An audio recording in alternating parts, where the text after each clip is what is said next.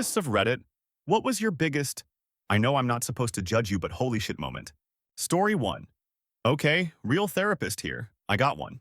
Some of my clients are shockingly bad at giving themselves credit wholly, like they might get a nearly straight A GPA in a brutal major while battling depression, or overcome years of phobia and get behind the wheel again, or write a literal novel, or raise a kid as a single parent with low income, or build new relationships after being burned, or cope with OCD well enough to hold down a job. And they'll talk about themselves as if everyone on earth is better than them, as if their accomplishments are worthless. And I know it's because of depression or anxiety or another condition, but I'm often stunned by how differently I see them compared to how they see themselves. Story 2.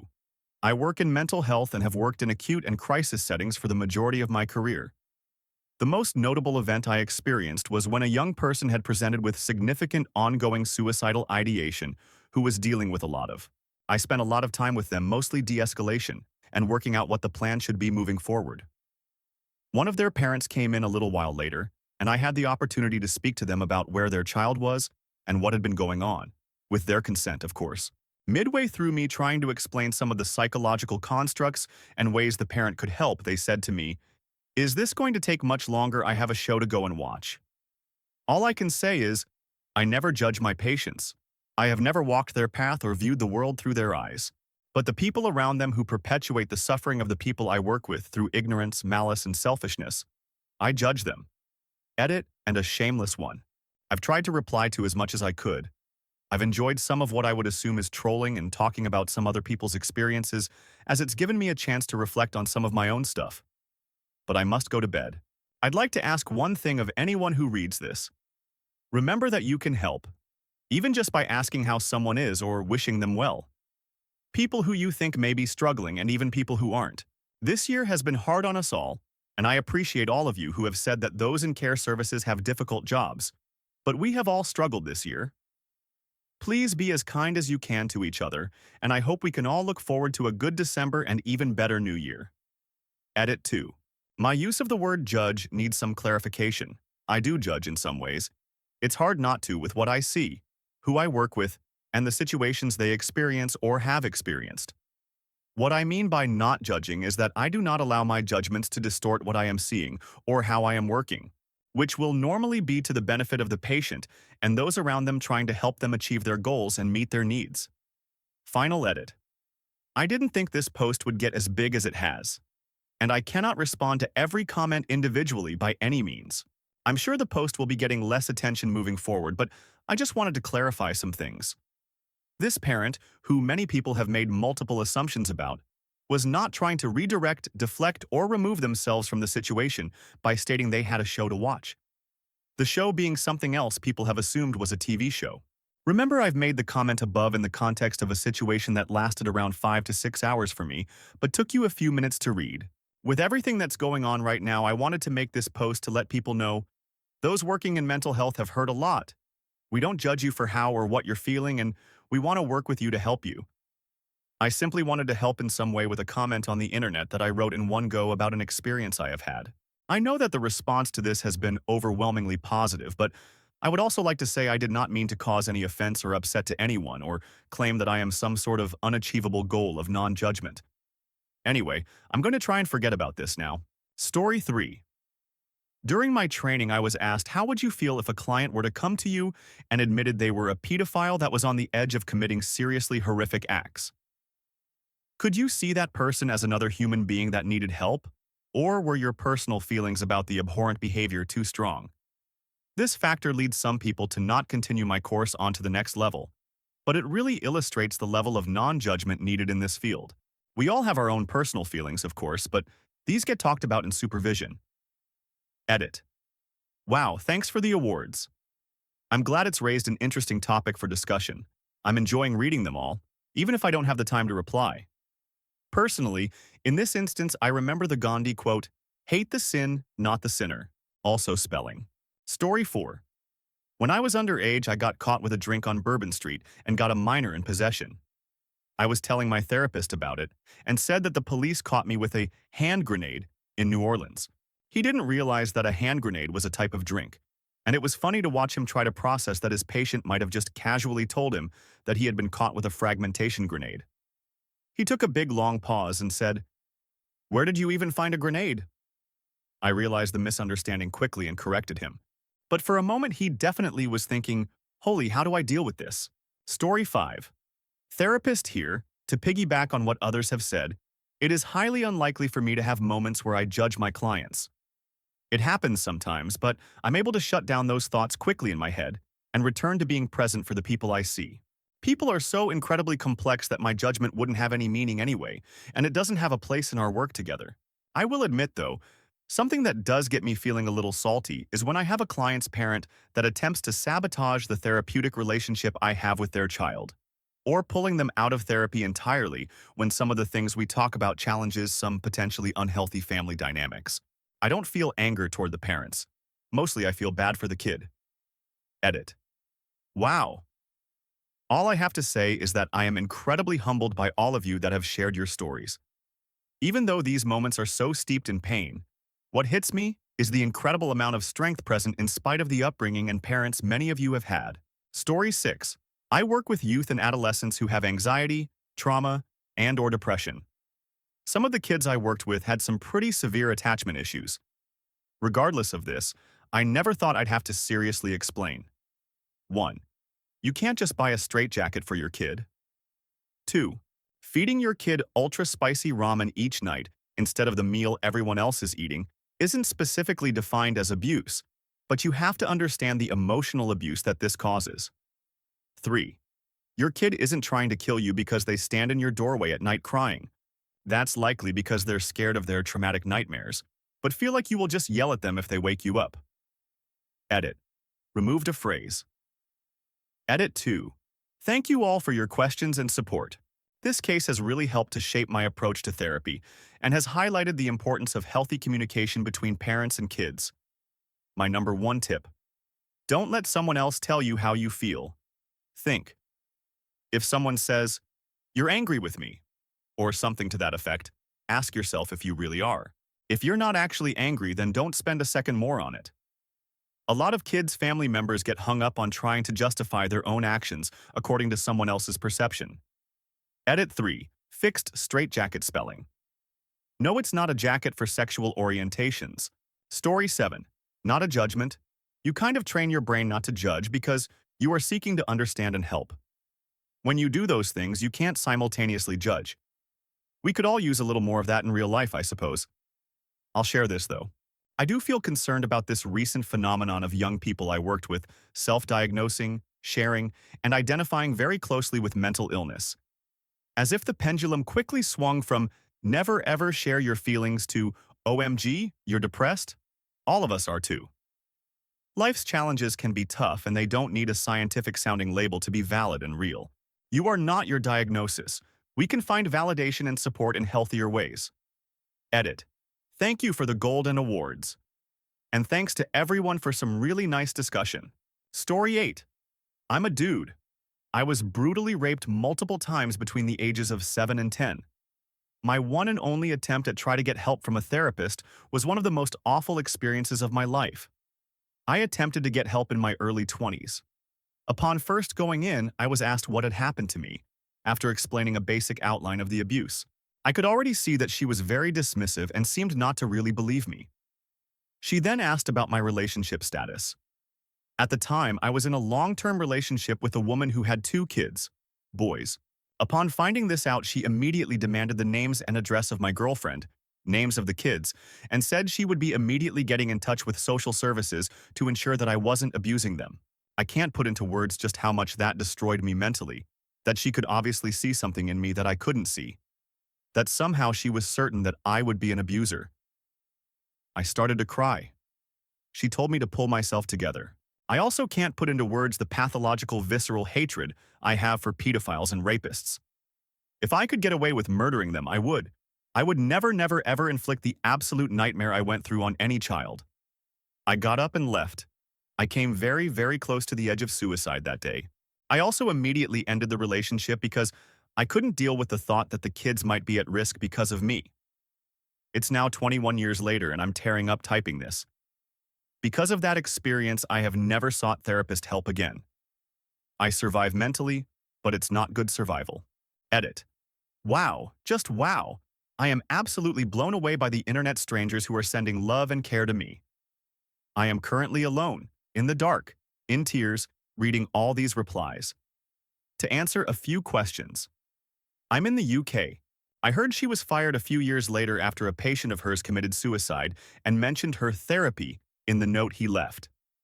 I am in a position where currently I'm in such a fragile, very heavily medicated mental state that if I saw another therapist and got the same reaction that I know my mind would break and I'd take my own life, every day is a struggle to find reasons to stay alive. I'm sure I have PTSD as I feel the need to be armed with a knife constantly, despite being a big dude, 6'4", 110 kilo. I sleep with a knife under my pillow. I often wake up screaming. I tend to be standoffish with everyone, deliberately keeping people at a distance. I know I'm a broken person. I've even avoided relationships with women with kids because I don't want my broken mental state to somehow affect those kids in any way. I have attempted suicide twice, and both times I survived. I just want there to be a pill or operation where I could completely wipe out the past. Even wipe me out, wake up and just have a new me, minus the depression, anxiety, fear, PTSD, crushing hatred of myself. It would be nice to wake up one day and actually be able to see some value in myself. I'd love to be married and be a dad, but currently I'm in a state where I can't ever see or allow that to happen. I'm too scared that my mental state would up my wife and kids' lives. I can't allow that. Story 9. Here's my most recent one. As the pandemic worsened here in the US and more lockdowns are on their way, one of my most extroverted clients and I brainstormed ways to meet her social needs while remaining safe. The following week, she canceled her session and told me that she's positive for COVID after attending an EO, which definitely wasn't one of our ideas. I let out the deepest, most defeated sigh after I hung up the phone. Story 10. Clinical psychologist working primarily in forensics here. This means my clients are usually involved in legal proceedings, family court, juvenile court, criminal court, etc. My job is usually to evaluate or provide treatment. I'm not there to judge, that's the judge's job, but of course I have my thoughts. I am usually impressed by the justifications people make for shitty behavior. The one that irks me the most is when parents manipulate their child against the other parent. I've had to do therapy for a 5YO who said she doesn't want to see a parent because they haven't paid child support. Excuse me? What 5YO knows, understand, or needs to be worried about child support? Story 11. I was once in my psychiatrist's office. A bi-monthly, 15 minutes med check. She asked me what was going on, more as conversation. I told her that in the last 6 weeks, my 3 elders, aunt and 2 uncles, I was guardian, conservator for had died, one right after the other. My wife had a heart attack. My daughter attempted suicide. And my mom broke her hip and had laid on her floor for a week before being found. She drank and ate from the dog's bowls. I got that call within 10 minutes of setting up the last funeral. She stopped the meeting, got on the phone with a therapist in the office next to her, and had her postpone her next meeting to speak with me. I was so fucked up I had no idea. I think she saved my life. Story 12. Can I answer from the other side? I had something close to a mental breakdown after a painful breakup. Started seeing a therapist. It was going more or less well. At one point, I had a sort of revelation about all my bullshit and about my own responsibility in the whole mess. So next session, I'm actually thrilled to share this with the therapist about how I finally see a bunch of my own problems in the way I interact with women, and which caused a relationship that wasn't really healthy from the get-go. I'm halfway through trying to explain this, and the therapist goes, "Oh, women are weird." So that was that. I never went back, that guy. Story 13. I feel like a lot of the comments saying that they never judge their clients might be working in voluntary services, or they've been very fortunate in their client base. Judgment isn't an inherently bad thing. It's how we know that murdering people is wrong. So when a convicted pedophile client told me, "Nothing gets me going like a pair of little girls' worn panties," you better believe I judged the out of him. I continued to work with him and I treated him with compassion and respect because he's a human being worthy of both. I did my job because I'm a professional, but I can't honestly say that I didn't judge him. I judged that he should never be around children. I judged that he is not yet ready for change. I judged that his access to his own daughter should be closely supervised. That's a lot of judgments. Understanding your own inherent biases and how they influence your work is a very important part of training and practice. Story 14. Patient side here. I had been seeing a therapist for a few months to help with chronic depression and self-harm with some pretty intense suicidal ideation. I had tried Suprax in the past, didn't like the side effects and put it down, but I was ready to try something new to supplement therapy. Everyone within earshot was calling Wellbutrin a miracle and lifesaver, so I figured I'd give it a shot. Since my therapist couldn't prescribe drugs, I got an appointment with a psychiatrist. My first appointment, I explain what I've got going on, what I'm doing to work on it, and what I'm looking for in seeing him. I do a pretty good job holding myself together in public. I dress myself, I hold down jobs. At that point, I lived on my own, now living with my partner. All in all, I've got a well-polished mask. I guess it's too good because pretty early in our session, he looked at me and said, "I don't think you're depressed." "Bro, this is the first time we met. I've been here for 20 mins, and you're ready to reverse my diagnosis?" Cool, bro. Story 15. Not a therapist, but in healthcare. Two things. A. This post is stupid. No therapist is going to divulge their patient's secrets. That's not how it works. Even suggesting this may make people have second thoughts of getting needed therapy. B. No matter how messed up you think your life is, most therapists I guarantee have seen worse and won't even bat an eye at your trouble, and will devote much of their heart and time into treating you and your mental health. I've worked with many therapists, psychiatrists, and psych APRNs. They are 100% all great people who have a special kind of personality and heart towards their patients. Story 16.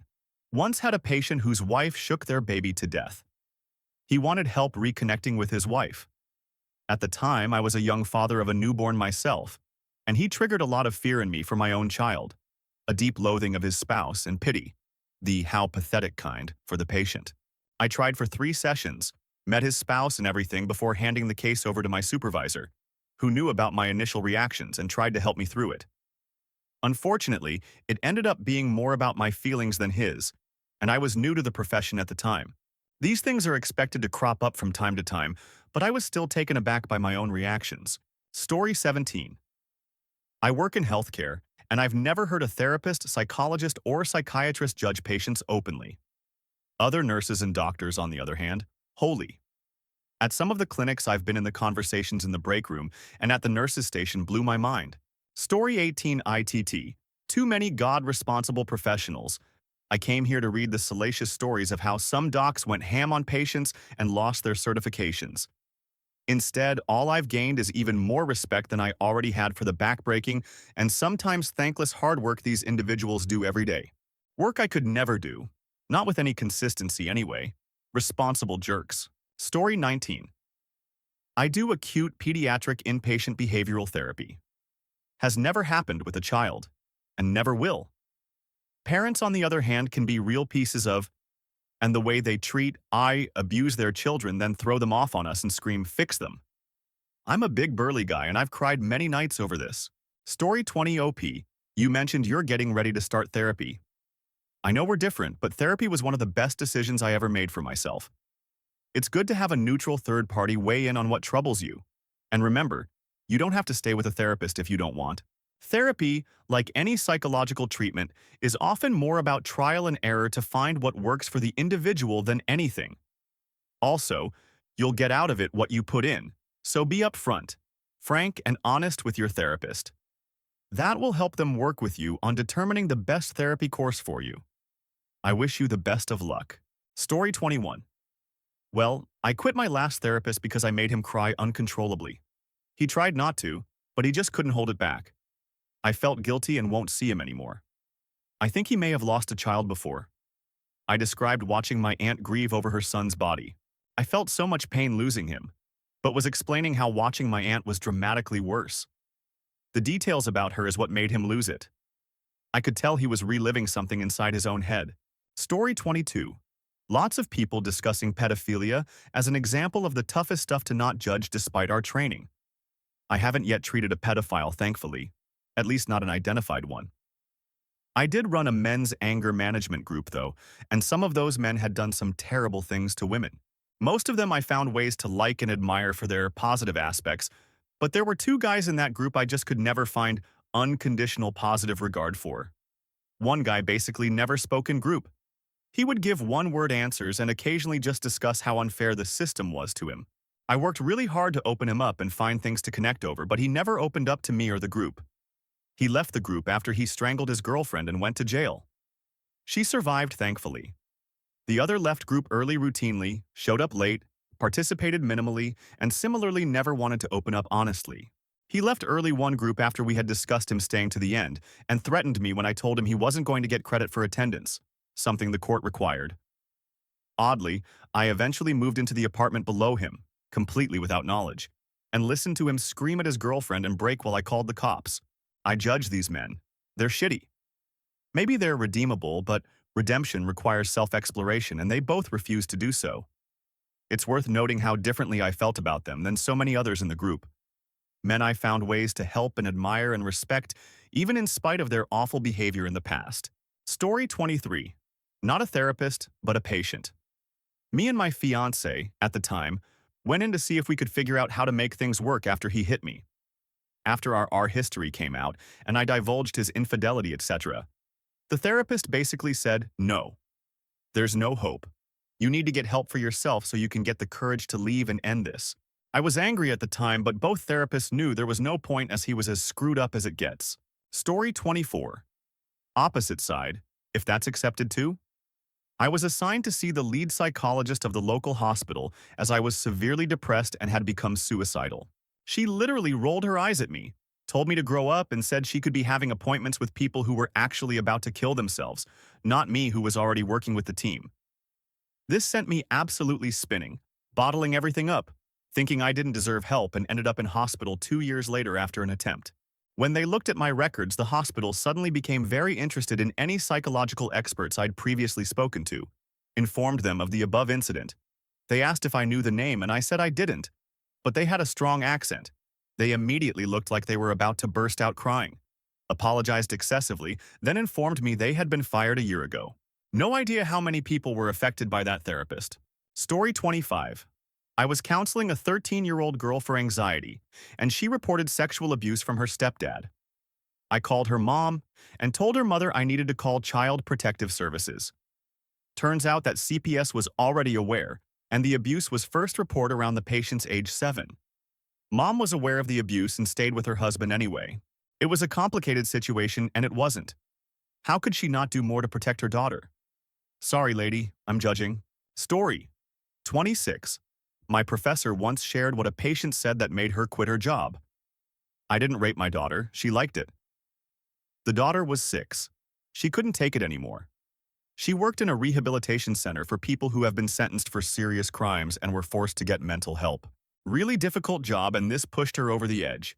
Story 27. My mom was a psychologist. She passed away, and those 2 stories are decades old. 1. After 2 years of sessions, one lady still felt she wasn't able to overcome her dog's ears. Failed surgery. Your dog need to have certain specific traits to be able to do dog shows. Hers had flappy ears when pointy ones were required. There was obviously an underlying personality problem, but even though the lady really wanted to pursue therapy further, she refused to work, talk, or address anything else. 2. Parents of a troubled child, which turn out to be the problem themselves. Total refusal to do any kind of introspection. Try to convince everybody, CPS, police, psychologist, doctor, the kid was the problem, complained the kid was. A kid, a teenager, that point, by growing too fast and costing money to feed and clothe. He had smashed their TV with an axe. Turns out they hadn't speak or pay any attention to him in several years, and they spent 99% of their free time watching TV. Kid had no other behavior problem, great in school, very calm. He just reached a point where he couldn't stand being ignored any longer, so he had what she called a fried green tomatoes moment. Parents dismissed their responsibility. Only problem they saw was the whacked TV. Kid got emancipated at 16 and moved to fuck out of there. She had a private practice, and the only time she expressed any judgment was when someone sought therapy but refused to do any work or partake in the process. Paying a therapist is not paying someone to agree with you. You need to show up. You need to, at least, try. Story 28. I joined in a review of a secluded patient, and he threw a cup of wee and poo in my face when we opened the door. I tried to be objective about his experience, but I just thought, what a... I work in inpatient services, so it can be hard to challenge myself at times. Individuals with diagnosis of personality disorder, for example, can do things that in isolation make you think they're just being bratty or manipulative. But to think of the experiences that shaped them to react like that in a given situation can help to clear my judgment and find compassion. Harder when someone bites me or hits me with one of our fabulously detachable anti-ligature curtain poles, though. Story 29. Still hasn't happened yet. 25 years in. I don't judge, not while in session, not while I'm working with clients, and I've worked with rape, murder, psychosis, delusions, NPD, and BPD edit. A letter. Story 30. I work with kiddos who have experienced some kind of abuse/tox trauma. 90% of my clients have been sexually abused. I have a lot of holy moments, but not from judgment of my clients, but from what happened to them. I've had clients whose father made them help him dismember mom's body after dad murdered her in front of them. I've had clients under the age of 8 who have been trafficked. I've had clients who have been forced to film torture. I have holy moments all the time. Story 31. I saw a new therapist that specializes in addiction. So he knows how to read the patient, and we laughed about it. But I told him my typical alcohol intake, back, and he just went, "Holy, how are you not dead?" Results incoming. They're trying to not do a liver biopsy if not necessary, because I guess that has some nasty side effects. But we had a good laugh about that. He looked at my charts and was like, "Dude, you passed street tests at 42? I don't know how I'm alive, not a proud time of my life." Story 32. Actual therapist here, licensed clinical psychologist. Much of my work with clients specifically focuses on how not to judge. Our performance as employees, our value as parents or partners, and our own self-worth. Honestly, my holy moments have more to do with how pervasive our tendency to judge is. No matter how accomplished or resilient someone is, he has the capacity to judge themselves harshly, and often do. The funny thing is, we often judge ourselves much more harshly than others. So I'm often amazed at how blind people can be to their achievements and strengths and how unkind they can be to themselves.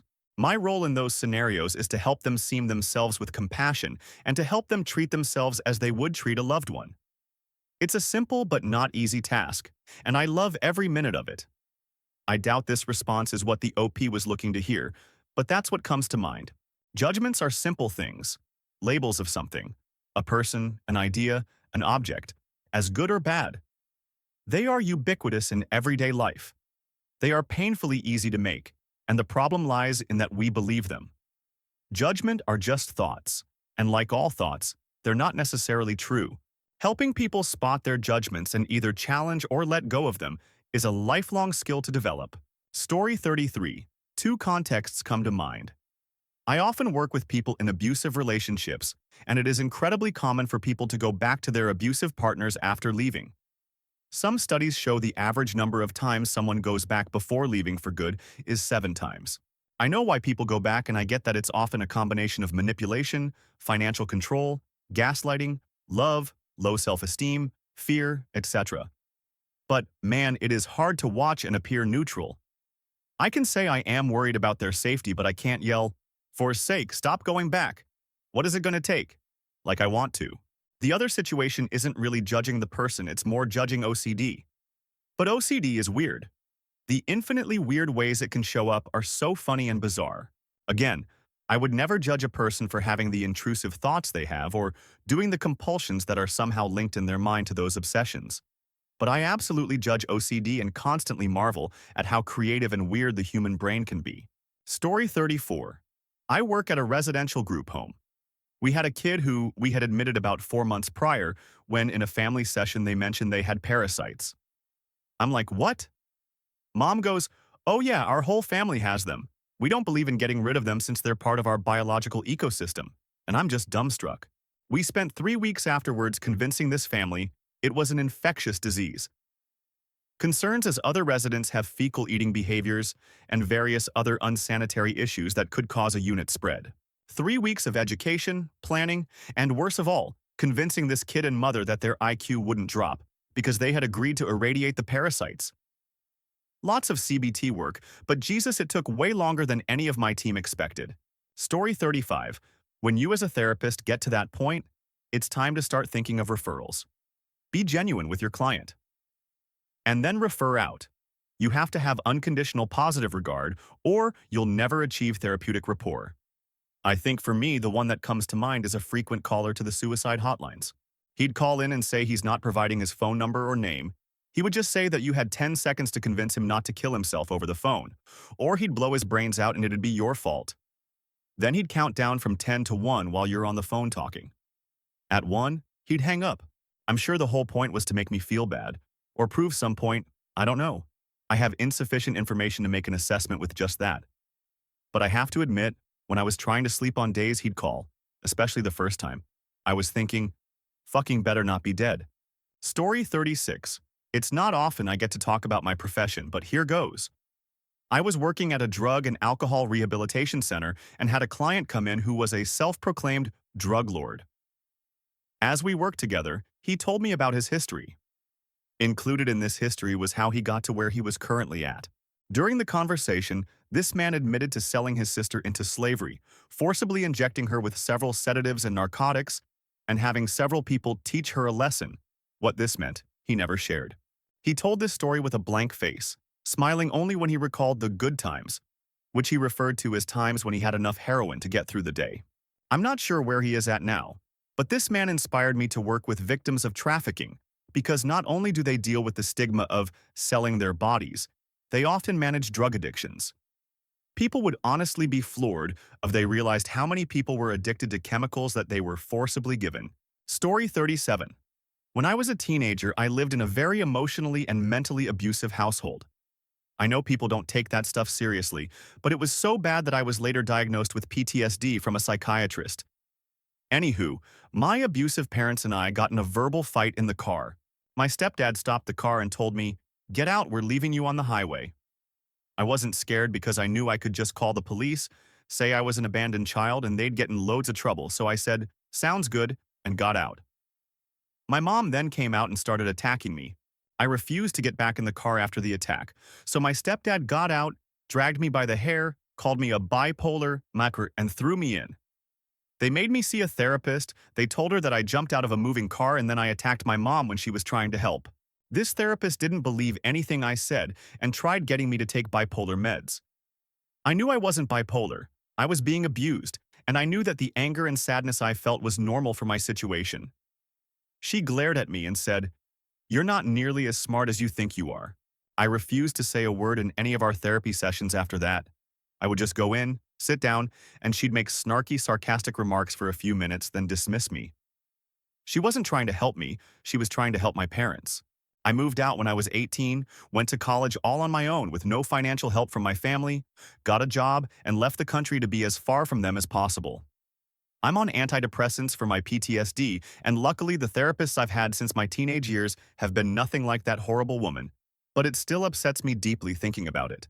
Story 38. QMHPAC, soon-to-be LPC resident.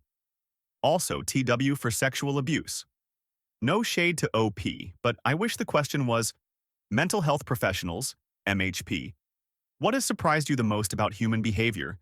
Because most MHPs really don't judge clients for what they say, but we do have holy moments. I'd say for me, my holy moment was when I realized just how prevalent sexual abuse in childhood is, and that sexual abuse is most often perpetuated by an immediate family member, e.g. or parent, sibling, aunt, uncle, grandparent. So whenever I hear people say they don't believe so-and-so's story about being sexually abused by their parent, grandparent, etc., because that doesn't happen, it irks the out of me, to put it lightly. Story 39. I now work in the jail, and there are quite a few offenders in my program. I struggle with the ones who honestly believe their victims, as young as 8, were in mutual loving relationships with them. It's super difficult at times not to just say, "Dude, WTF." Story 40. I'm pretty sure it would be illegal, non-disclosure agreement, to answer on this even without mentioning anything on the identity of the client. But I'm not sure about the laws in different countries work, neither am I a therapist. I could be wrong though.